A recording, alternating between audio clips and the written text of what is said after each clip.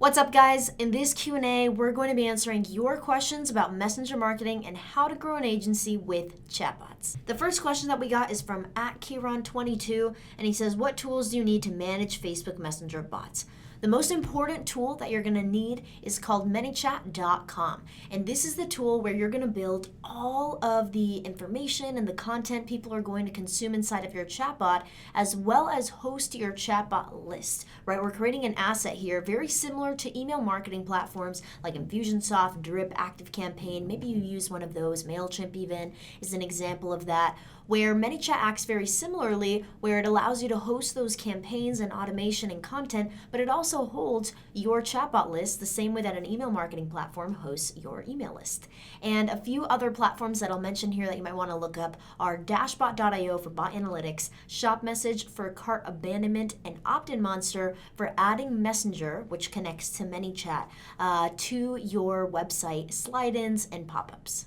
Next question is from Serge. He asks, what are the most effective 3 steps to getting new customers to my chatbot agency when I have no case studies or testimonials yet? The most effective method of getting new clients, even when you're a newcomer and you don't have any testimonials or case studies yet, is hands down going to be what we call a chatbot value video. And since you asked for 3 steps specifically, I'll go ahead and break that down right now. Step 1 of the chatbot value video is going to be to do some research and investigating on your prospect's website as well as their social media channels to really identify how you can go about driving results and helping them as a chatbot marketer. In step 2, you're going to actually film the chatbot value video, which will include your face as well as a screen share. You can use a tool like loom.com to get this done. And you're going to want to walk through exactly how you're going to help them as a marketer, as well as how you would implement the strategies that you're talking about. Don't be afraid to go into the ManyChat flow builder and say, we're going to start here and finish here, and kind of show exactly what you're going to do as a marketer throughout the process for them to be confident that you're going to be able to drive results for them. The last step is going to be to send your prospect the chatbot value video on all channels. And most importantly, to provide valuable follow-up. When you follow up with your prospect,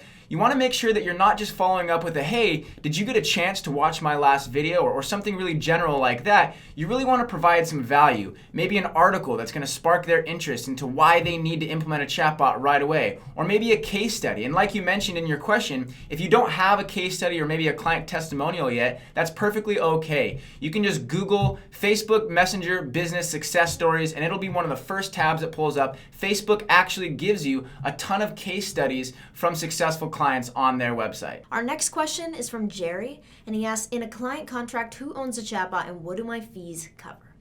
In regards to the fees that your client is paying you and what that covers, that should solely go towards your business, right? And your expenses, so that you can make a profit, obviously, on the service that you're providing. Anything else in regards to ad spend or paying for certain tools like ManyChat, all of that should be done by your client. Your client should understand that they should be responsible, their credit card or debit card should be responsible for managing those expenses, and that they shouldn't expect you to handle all of that for them. All right, this one comes from John. He asks, how do I reach the right contact at a larger corporate company and position myself to close them on the benefit of using a third-party agency? So like I had mentioned in one of the previous questions, when you film the CVV, the chatbot value video, you want to send that to all channels. So if you're dealing with a larger corporate company, you want to really make sure that you're sending that to a few different key individuals, maybe the decision maker themselves, the marketing team, and any lower level people that you can send this to on all channels. Yes, that means send it to them through their social media channels in a DM as well as through email. Now, in regards to getting them to want to hire a third-party agency, one of the things that has really helped us is that we only specialize in chatbots at our agency. We've never offered services of social media management, web development, hardcore Facebook ads. We've never offered those digital marketing services. We've only offered chatbot related marketing services, which makes us experts in the eyes of a large corporation, because they know that we're not focusing on anything other than driving results for our clients through Messenger. At the end of the day, a large corporation or a big company really only has a couple options when it comes to implementing messenger marketing into their overall marketing ecosystem.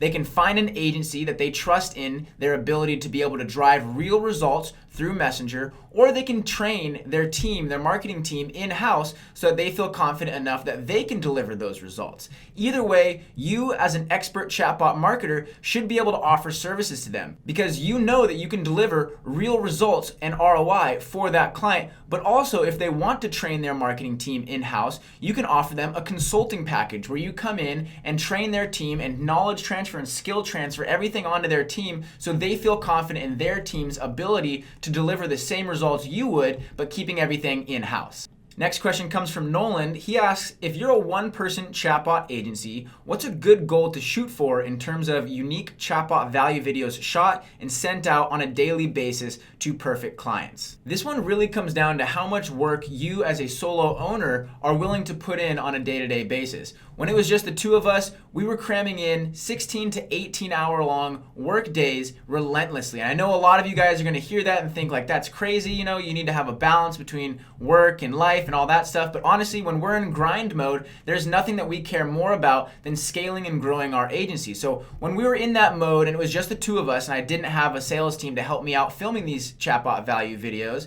I would spend about 10 hours a day filming and sending out these videos. You should take about 20 to 30 minutes between researching, filming, and sending these videos out. And let me tell you, you become a lot more efficient. It almost becomes muscle memory when going through this process after doing about 50 of them. So let's say you spend about 30 minutes roughly on the higher end in researching, filming, and sending these videos out, and you spend 10 hours a day dedicated only to doing these chatbot value videos, then you're gonna come out with about 20 videos that you'll be able to send out per day. Obviously, this becomes a lot more efficient and a lot easier to scale once you can train a couple of your contractors or sales guys to be filming these chatbot value videos and sending them out to your prospects that you've deemed are a perfect or ideal client. One thing to keep in mind though, as a solo chatbot agency owner, is that you can only scale so much. If you're sending out 20 chatbot value videos a day and you're closing a few of them, you're most likely not going to be able to service those clients properly because it's just you. So you're going to get to a certain point in time where you can't provide immense value to your clients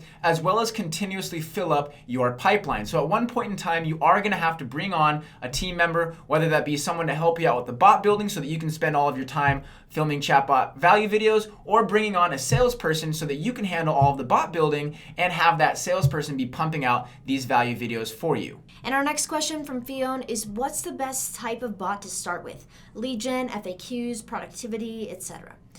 It's not really about the type of chatbot you're building because you don't really need to categorize your chatbots by what they do. You can actually put a lot of different use cases, technically unlimited number of use cases, into just one chatbot. So when you're approaching a client project, you want to look at what they're doing right now that's already converting, right? Whether conversions mean purchases or a certain call to action like booking an appointment or a call. So let's take an example of a client maybe that you have, maybe it's a law firm or a service-based industry, right? And their goal is to get someone to fill out a contact form in order to book a call with them. Now, maybe they have a 10-question lead qualification form that's highly successful for them. They're converting with it, it's getting great results, but they have a pain point that about 20% of the people who land on the page to fill out the form just aren't completing the form. So this is a place where the chatbot could come in. We already know this whole structure works, right? We've proven the campaign, or rather your client has proven the campaign. And so you're coming in with a chatbot to improve and really optimize this campaign, dramatically increase those conversions, and also take care of any of those pain points. This is going to ensure that you have a quick win at the beginning that proves to your client that a chatbot can actually support their business and make them more money or bring them results. And then from there, you can start to branch out into other use cases, like you mentioned, customer support, FAQ, productivity, maybe even doing the lead gen part of it, right? Not just serving as that form there in that example that I gave. But you want to concentrate on rolling these use cases out one at a time so that you don't overwhelm your client's team, your team, or the chatbot audience overall and confuse them. Thanks for watching, everyone. Hope this Q&A was helpful. If it was, go ahead and let us know down below in the comments, and keep an eye out so that you can submit your questions the next time that we do a Q&A.